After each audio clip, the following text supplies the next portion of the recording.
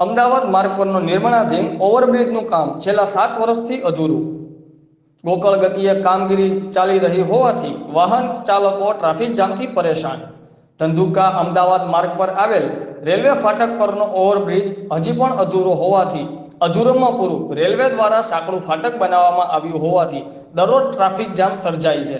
આ સમસ્યાનો પાછલા 7 વર્ષમાં આજ દિન સુધી કોઈ ઉકેલ આવ્યો નથી, પરંતુ ટ્રાફિક સમસ્યા રોજબરોજ વધી રહી છે. ધંધુકા વાસીઓ અને વાહન ચાલકો સમસ્યાનો કાયમી ઉકેલ માગી રહ્યા છે. આજે પણ ઓવરબ્રિજ અધૂરો છે, જેના કારણે લોકોને રેલવે ક્રોસિંગનું સાંકડું ફાટક ઓળંગીને જવાનો વારો આવે છે.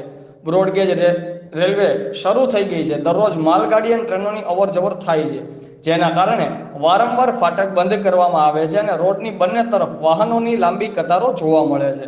ખાસ કરીને સવારે શાળાએ જતા વિદ્યાર્થીઓને ફાટક અને ટ્રાફિકની સમસ્યાને કારણે શાળાએ પહોંચવામાં પણ મોડું થાય છે.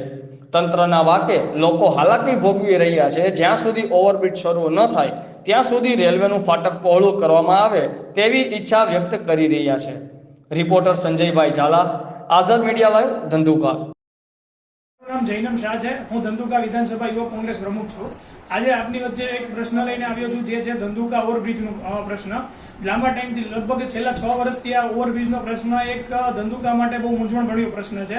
કારણ કે ધંધુકા એટલે સૌરાષ્ટ્રનું પ્રવેશ દ્વાર કહેવાય છે અને આગામી દિવસોની અંદર જે દિવાળીનો તહેવાર આવવાનો હોય અને સુરતની જે પબ્લિક આવવાની હોય, તો જેના લીધે ટ્રાફિકનો પ્રશ્ન એ એક બહુ મોટો મહાકાય પ્રશ્ન આવીને ઉભો રહેશે.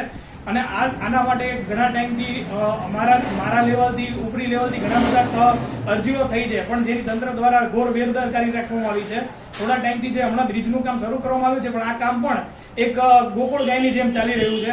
જો સરકાર આના પર યોગ્ય ધ્યાન નહીં આપે તો આવનારા ટાઈમમાં ટ્રાફિકનો પ્રશ્ન રહેશે. તો મારા અને ધંધુકાની જનતાની એક જ લાગણી છે, આ પ્રશ્નનો યોગ્ય નિવારણ કરવામાં આવે અને બ્રિજનું કામ ઝડપથી કરવામાં આવે તો આવનારા સમયની અંદર ટ્રાફિકનો કોઈ પ્રશ્ન રહે નહીં.